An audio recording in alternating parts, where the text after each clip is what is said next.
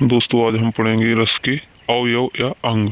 रस के मुख्यतः 4 अंग या अवयव होते हैं। पहला होता है स्थायी भाव, दूसरा विभाव, तीसरा अनुभाव, चौथा व्यभिचारी या संचारी भाव। इस प्रकार से रस के जो अवयव अंग होते हैं वो 4 प्रकार के होते हैं: स्थायी भाव, विभाव, अनुभाव, व्यभिचारी भाव या संचारी भाव। अब बात करते हैं हम इन 4 प्रकारों की। तो सबसे पहला है स्थायी भाव। स्थायी भाव का अभिप्राय है प्रधान भाव। रस की अवस्था तक पहुंचने वाले भाव को प्रधान भाव कहते हैं।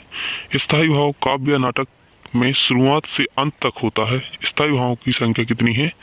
9, जो स्वीकारी गई है। स्थायी भाव ही रस का आधार है। एक रस के मूल में एक स्थायी भाव रहता है।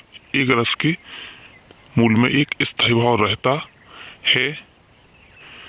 अतएव रसों की संख्या भी 9 है, जिन्हें 9 रस कहा जाता है। मूलतः 9 रसों ही माने जाते हैं। बाद के आचार्यों ने 2 और भावों को वात्सल और भगवत विषयक रति यानी कि भक्ति भाव को स्थायी भाव की मान्यता प्रदान की है। इस प्रकार स्थायी भाव की संख्या 11 तक पहुंच जाती है, और जिससे रसों की संख्या भी 11 है। अब बात करते हैं हम इन 11 स्थायी भावों की। स्थायी भावों का संक्षिप्त अर्थ पहला है जो रति। श्रृंगार रस का जो स्थायी भाव रति है। प्रिय वस्तु में मन के प्रेमपूर्ण उन्मुखी भाव को हम रति कहते हैं। दूसरा है उत्साह। उत्साह कार्य करने में स्थिरता तथा उत्कट आवेश को ही उत्साह कहते हैं। तीसरा है क्रोध। शत्रुओं के विषय में आवेश का दूसरा नाम ही क्या है? क्रोध है। तो इस प्रकार से 3 स्थायी भाव ये हो गए। अब बात करते हैं हम चौथे स्थायी भाव की, जुगुप्सा। बीभत्स रस का जो स्थायी भाव है, दोष के कारण किसी वस्तु के प्रति उत्पन्न घृणा को जुगुप्सा कहते हैं। विषयक जो 5वां है विस्मय। अलौकिक शक्ति से युक्त किसी वस्तु के दर्शन इत्यादि से उत्पन्न मन में विस्तार को हम विस्मय कहते हैं। 6वां है निर्वेद।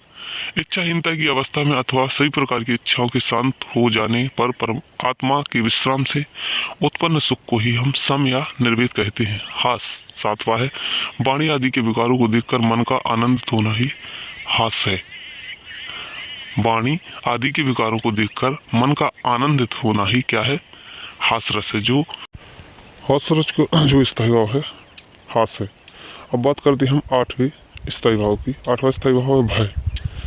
किसी रौद्र की शक्ति से उत्पन्न मन को व्याकुल कर देने वाला भाव भय कहलाता है। 9वां है शोक। किसी प्रिय वस्तु के नष्ट हो जाने के कारण उत्पन्न मन की व्याकुलता को ही शोक कहते हैं। व्याकुलता को ही शोक कहते हैं। अगला है संतान विषयक रति, जिसे वत्सलता कहते हैं। जब कोई बालक के हास्य स्वभाव मीठी तोतली वाणी को सुनकर आकर्षित होता है तो उसे इंसान विषयक रति कहा जाता है। अब बात करते हैं हम 11वां जो भक्ति रस है। भक्ति रस का स्थायी भाव है भगवत विषयक रति। जब आराध्य के देव के प्रति भक्त मन सा वाचक कर्मा उनकी आराधना में लीन हो जाता है, तो ऐसे में जिस भाव की उत्पत्ति होती है उसे भगवत विषयक रति कहा जाता है। ये तो थे 11 स्थायी भाव। अब बात करते हैं हम विभाव की। विभाव का मतलब है कारण। जिन कारणों से सहृदय सामाजिक के हृदय में स्थित स्थायी भाव विकसित होते हैं उसे विभाव कहते हैं। मतलब जिन कारणों से स्थायी भाव प्रकट होते हैं उसे हम विभाव कहते हैं। विभाव 2 प्रकार के होते हैं, तो आइए बात करते हैं हम उन 2 प्रकारों की। सबसे पहला है आलम्बन विभाव, जिसके कारण आश्रम के हृदय में स्थायी भाव उद्बुद्ध होता है, उसे आलम्बन विभाव कहते हैं। दूसरा है उद्दीपन विभाव। ये आलम्बन विभाव के सहायक एवं अनुवर्ती होते हैं। उद्दीपन के अंतर्गत आलम्बन की चेष्टा एवं बाह्य वातावरण 2 तत्व आते हैं जो स्थायी भाव और अधिक उद्दीप्त, प्रबुद्ध एवं उत्तेजित होते हैं या उन्हें उत्तेजित कर देते हैं, उसे हम उद्दीपन विभाव कहते हैं। तो ये विभाव के 2 प्रकार थे, आलम्बन विभाव और उद्दीपन विभाव। अब बात करते हैं हम अनुभाव की। अनुभाव आलम्बन की चेष्टाएं उद्दीपन के अंतर्गत मानी जाती हैं, जबकि आश्रय की चेष्टा अनुभव के अंतर्गत आती हैं। अनुभव को परिभाषित करते हुए कहा गया है अनुभावो भाव बोध कहा।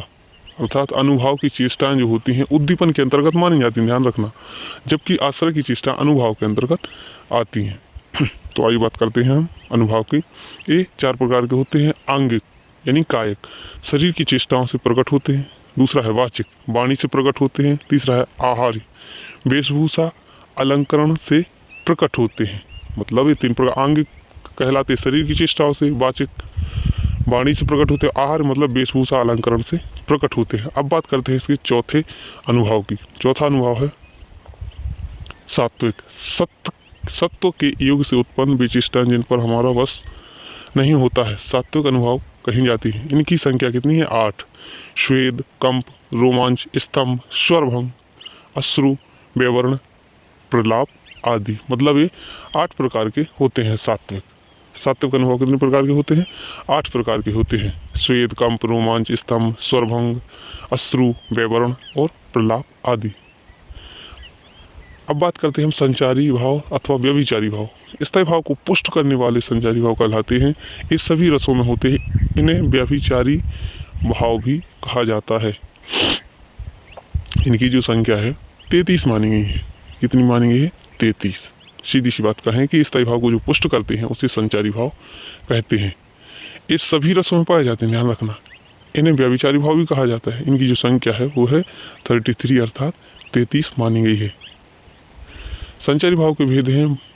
भरत मुनि ने 33 संचारी भाव माने हैं, जैसे कि निर्वेद, गिलानी, शंका, अशुआ, मद, श्रम, आलस, दैन, चिंता, मोह, स्मृति, घृति, वृणा, चपलता, हर्ष, आवेग, जड़ता, गर्व, विषाद, औत्सुक्य, निद्रा, अपस्मार, स्वप्न, विबोध, अमर्ष, आहित्य, उग्रता, मति, व्याधि, उन्माद, मरण, वितर्क आदि हैं। मतलब ये 33 प्रकार के जो हैं संचारी भाव हैं जो भरत मुनि ने प्रकट किए हैं और इन्हें हमने बताया है।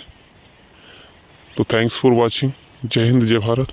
चैनल को जरूर सब्सक्राइब करें और मिलते हैं अगली वीडियो। तब तक के लिए नमस्कार।